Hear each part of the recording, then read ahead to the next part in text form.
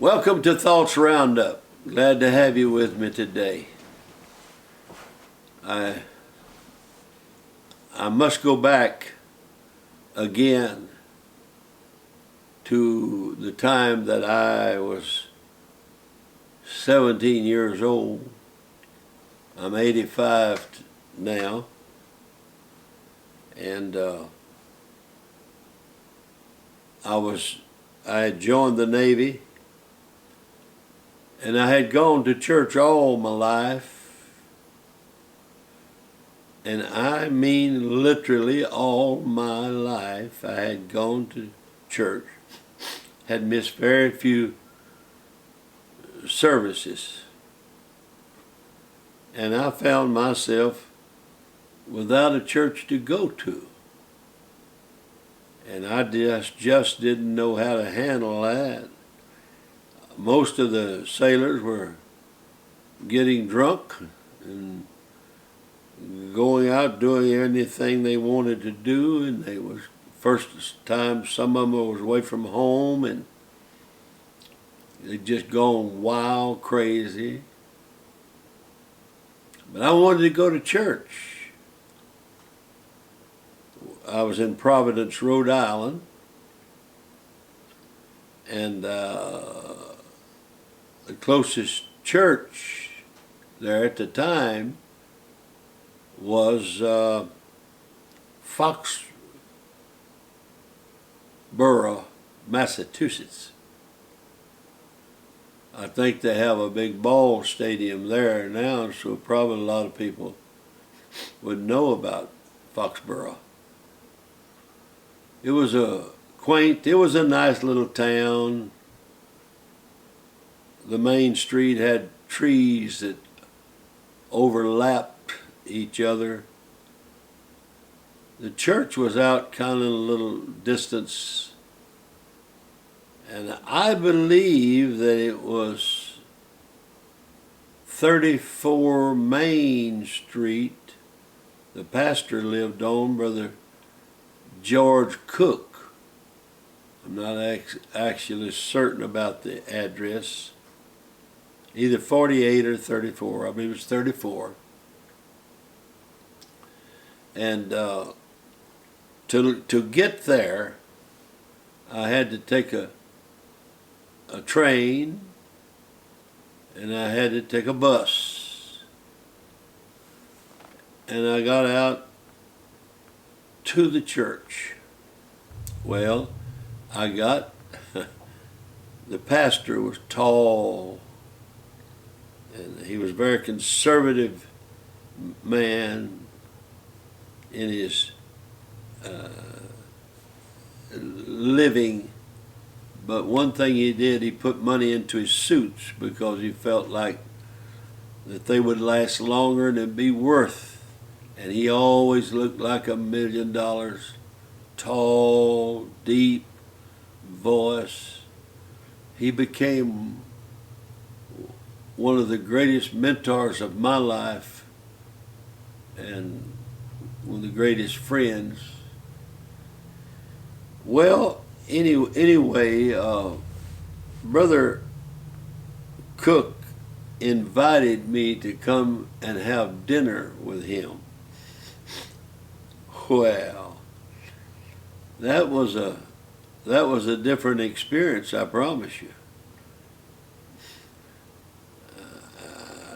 They were very sophisticated in their way of conducting themselves. Got there that day for dinner, and they had the table set. They had napkins, cloth napkins. I had never seen that in my life. Everything was laid out to order. And now they had some meat, a roast.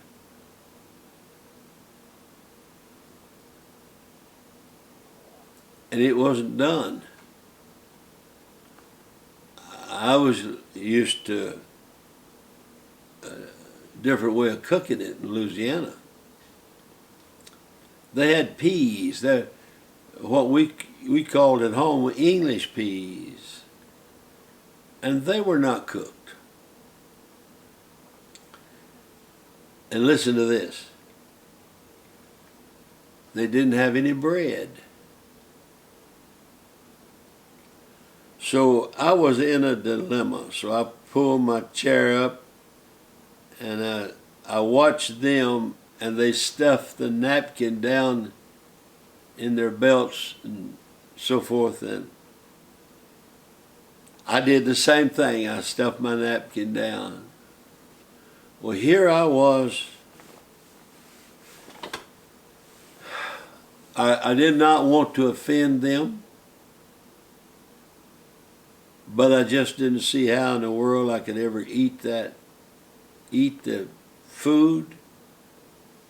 I felt like it was raw, because I realize now that it's the way a lot of people eat their meat.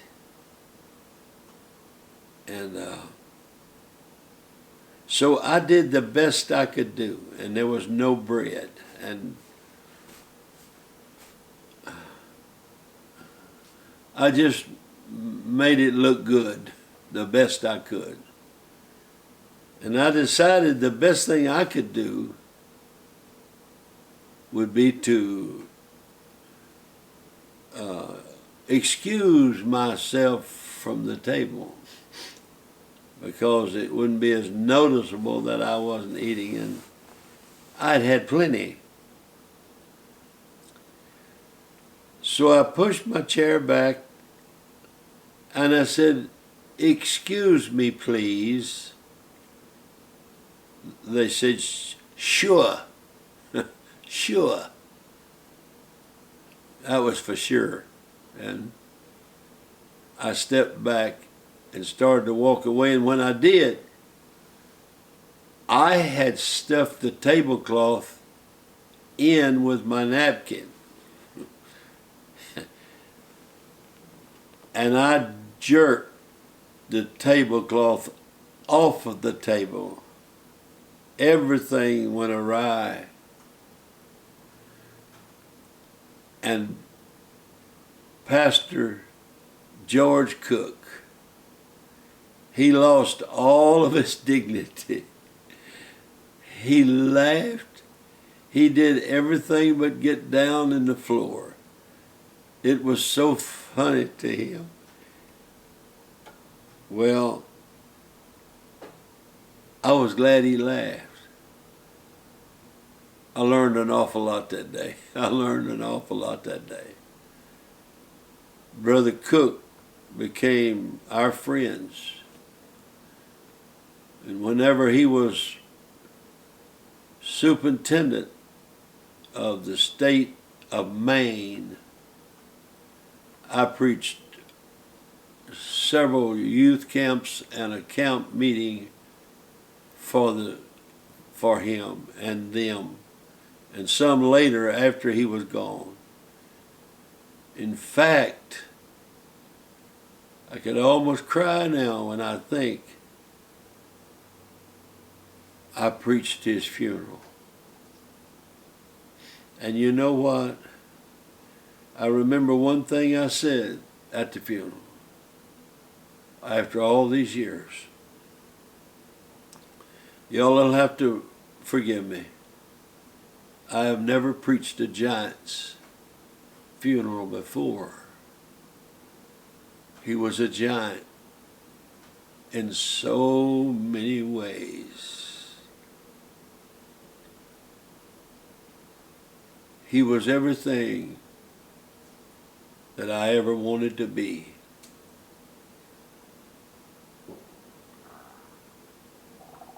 George Cook.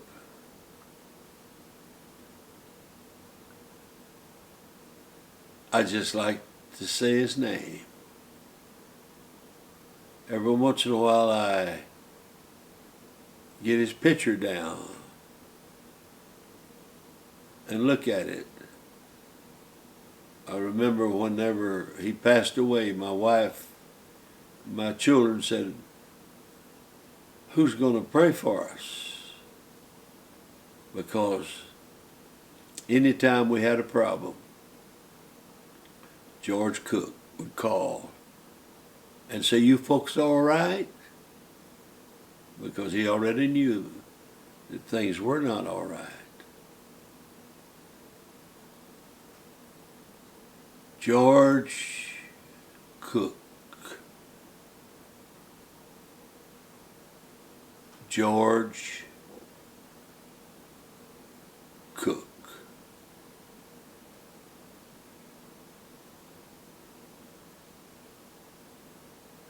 God bless you.